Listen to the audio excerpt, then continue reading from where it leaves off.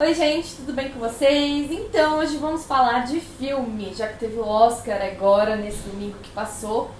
Eu queria falar de um filme que não é desse Oscar, é um filme bem antigo, na verdade, de 1992, que é o Perfume de Mulher. E que tem um personagem cego, na verdade, um dos protagonistas é cego, entre aspas, protagonistas, tá? Porque vocês vão entender por que depois.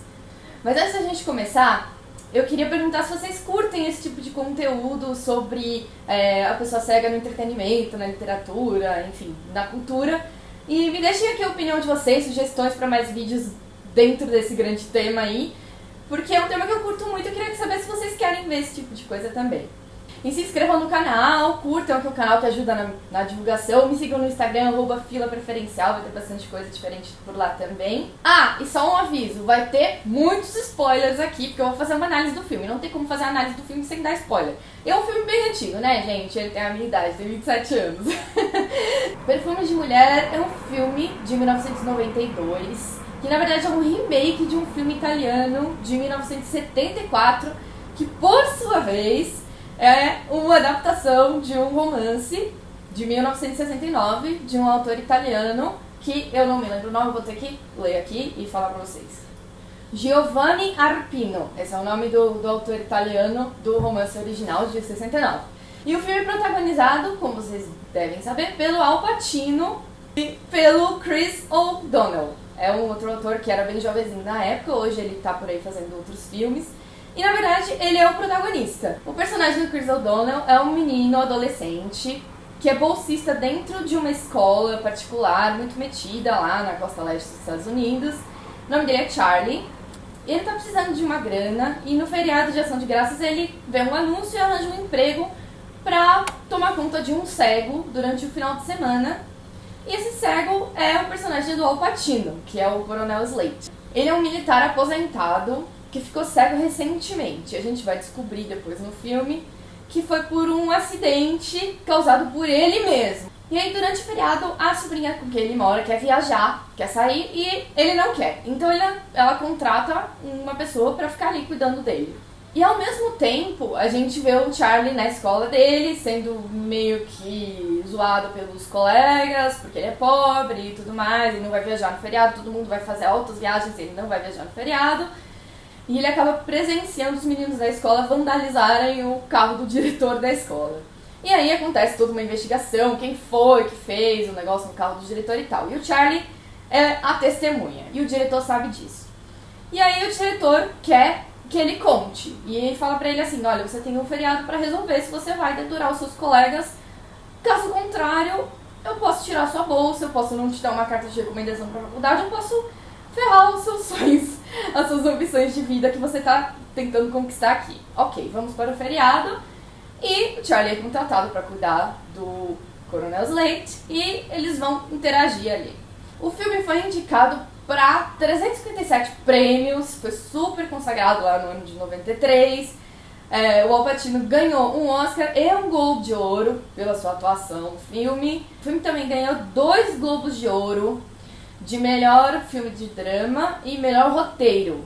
E assim, eu queria dizer que eu não sou especialista em cinema, eu manjo de narrativas em geral, mas o que eu vou falar aqui, da minha crítica aí sobre o filme, vai ser sobre a representação da pessoa cega, que é o personagem do Al Pacino. O filme é, assim, universalmente bem quisto pela crítica, mas eu aqui, dentro da minha vivência como pessoa com deficiência visual, não consigo gostar do filme, assim, por causa de algumas representações que eu não acho tão positivas da gente ter num filme de Hollywood, né, que na verdade é o que dita o nosso comportamento, as maneiras como a gente vê o mundo, a gente tira muito do entretenimento do cinema e das séries e tudo mais. Então vamos começar pela atuação do Al Pacino. O Al Pacino é um ótimo ator, sem dúvida, não estou questionando. Mas neste trabalho, eu achei uma coisa um pouco incoerente de ganhar tantos prêmios pela atuação dele. Porque, enfim.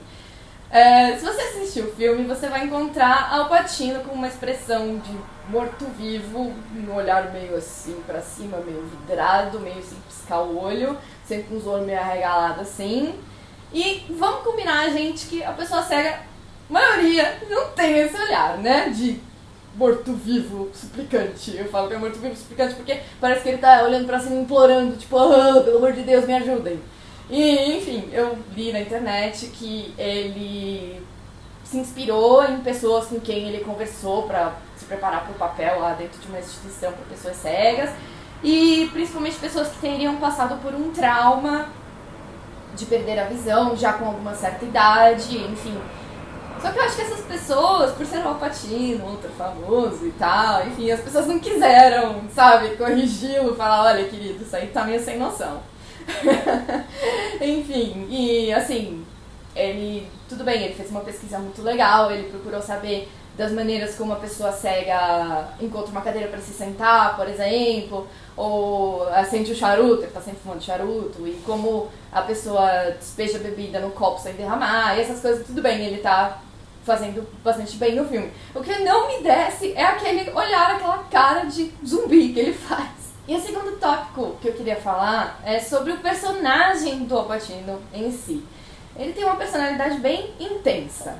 Outra característica bem marcante do personagem, que dá o título do filme, inclusive, é que ele diz que ele consegue saber um monte de coisas sobre as mulheres só sentindo o perfume delas. Isso gera uns momentos bem babacas. E aí o filme colocar essa habilidade sobrenatural num personagem cego reforça aquele estereótipo que a gente tem na sociedade, que a gente tem uma habilidade fora do comum para os outros sentidos, seja audição, seja sexto sentido, seja qualquer coisa assim, e no caso olfato, né? E que é uma coisa irreal, e na verdade é uma fantasia que ele tem ali. Ele quer, na verdade, compensar a falta da visão, dizendo que ele tem uma habilidade sobrenatural. Só que você tem que ser um espectador bem fino para entender isso, né? Entender ali como que isso se encaixa na psicologia do personagem. Então a maioria das pessoas acha mesmo que ele consegue saber milhões de coisas sobre as mulheres só sentindo cheiro, que é uma coisa absurda. E ele decide, durante o feriado, ir para Nova York, realizar algumas fantasias, alguns sonhos que ele tinha e se matar no final. Isso a gente só fica sabendo lá mais pro fim do filme, né? Por quê? Porque o ponto de vista da história é do Charlie. O protagonista, como eu disse no início do vídeo, é o Charlie, não é o cara cego. É o adolescente que tá passando ali por um momento difícil na vida dele e resolve arranjar esse emprego. E aí a gente tem cenas bem famosas deles em Nova York. Ele aluga uma Ferrari e vai dirigir a Ferrari sem enxergar que nem um maluco. O Charlie fica achando que vai morrer. E enfim, ele vai realizar essa fantasia. Temos a cena que ele dança com um tango lá com aquela menina aleatória, que é bem famosa e tudo mais. Ele fica num hotel super caro, gasta um monte de dinheiro, passa um monte de cheque sem fundo. E dentre essas peripécias aí, o que eu queria comentar é que ele contrata uma prostituta pra ter lá uma noite de prazer e tudo mais. Só que aí que vem a sacada do filme. Como o ponto de vista é do Charlie, a gente não vai pra dentro do apartamento da prostituta. A gente fica no carro com o Charlie e ele deixa o Al Pacino na frente do prédio e fica esperando. A gente não vê ele entrar no prédio, a gente não vê ele conversar com a prostituta, a gente não vê o affair lá deles. Não tô falando que eu queria ver a sacanagem, né? Até porque é um filme de 30 anos atrás, quase 30 anos atrás, e enfim, essas coisas estão ficando mais livres hoje, né?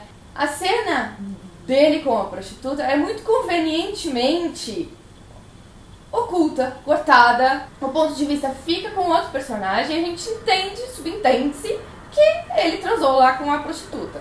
Porque parece que é ofensivo para as pessoas em geral verem a sexualidade de um cara cego que não tem desejos. Eu já elaborei isso no outro vídeo se vocês quiserem ver, que é sobre sexualidade. E isso sendo mostrado literalmente, sem ser subentendido. Enfim, supostamente o Charlie deveria sair enriquecido desse contato, desse final de semana com o coroa cego. E o que o Charlie realmente aprende com o Coronel Slade? É dirigir uma Ferrari que nem um maluco, gastar dinheiro, passar cheque sem fundo, dançar tango, talvez, e dissuadir um cara do suicídio. Não vou dizer que ele não deveria ter tentado impedir o suicídio do Coronel Slade. Só que a gente tem que sempre lembrar que a gente está falando de ficção, a gente não está falando de pessoas reais, são personagens.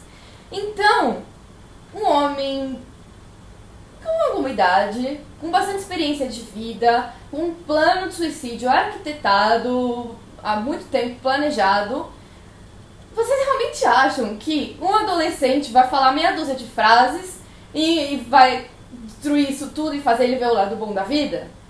Eu acho um pouco incoerente. Então, isso vai de encontro à profundidade do personagem, né? Ao realismo, à coerência interna do personagem do Coronel Slade, que é uma pessoa cega, né? E aí, no final do filme, o Slade aparece lá na escola do Charlie, fala umas verdades e, enfim, acaba resolvendo a situação do Charlie com os meninos babacas e a bolsa dele lá, enfim. Só que a gente tem que se lembrar que esse cara que foi lá da lição de moral é o mesmo cara que ficou brincando com arma e causou a própria cegueira. Uma pessoa super sábia, né? Uma pessoa super colocada, super pra quem a gente pede conselho, né? A verdade é que o Coronel Slade era mais legal quando ele era cego ou amargurado. Ele era um personagem mais interessante, ele era mais único quando ele era revoltado da vida. E ele fica no final bonzinho, ele começa a interagir com os filhos da sobrinha dele, ele fica mais ali, de boa, aceita a cegueira, tudo bem, enfim, começa a se abrir para uma vida melhor e tudo mais. Não tô dizendo que as pessoas não devam fazer isso na vida, claro, esse é o caminho para você seguir, enfim, aceitar todas as questões da sua vida e fazer as pazes com a sua deficiência. Acontece que ele perde o seu caráter único ali de personagem interessante e ele se adequa ao modo de ser das pessoas que enxergam e aos estereótipos da pessoa cega, que é o cara que é amigável, é de boas, ele é legal, enfim, ele conversa, ele é sábio, ele dá conselho, enfim. Então, pra resumir, o filme não entrega uma profundidade de uma pessoa cega realista. O filme me reforça alguns estereótipos. E é isso, gente, eu espero que vocês tenham gostado. O filme realmente é um filme bom se você ignorar todas essas questões. E que eu, aqui na minha posição, não consigo. Então, enfim, é um clássico, é considerado já um clássico do cinema. Assistam, se eu não me engano ele está disponível na Netflix, é um filme bem longo, bem dramático, pesado, mas é bastante bom. E depois que vocês assistirem, vem aqui me dar a opinião de vocês, o que vocês acham. Me sigam no Instagram, me digam aí se vocês querem mais desse conteúdo desse tipo. E é isso, até a próxima.